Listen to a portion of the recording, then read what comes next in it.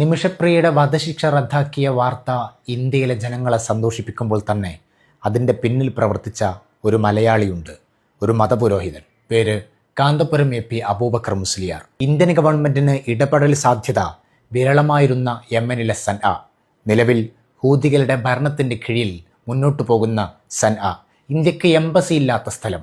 അവിടെ കേന്ദ്ര ഗവൺമെൻറ്റിന് ഇനി ഇടപെടാനൊന്നുമില്ലെന്ന് ഇന്ത്യയുടെ അറ്റോർണി ജനറൽ R വെങ്കടരമണി പരമോന്നത കോടതിയിൽ അറിയിച്ചതാണ്.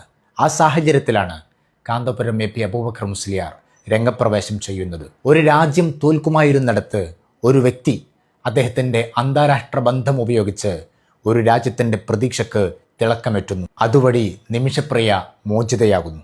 വ്യക്തിബന്ധങ്ങളില്ലാതെ സൻആ കോടതിയുടെ ഉത്തരവിൽ കടന്നുകയറുക പ്രയാസമാണ്.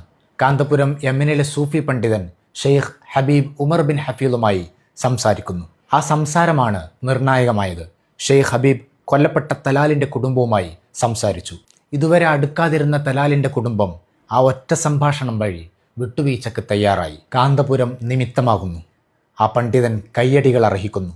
മറ്റെല്ലാം മാറ്റിവെച്ച് ഈ നിമിഷത്തിൽ ഇന്ത്യ സെലിബ്രേറ്റ് ചെയ്യേണ്ടത് കാന്തപുരം എന്ന ആ വ്യക്തിയെയാണ്.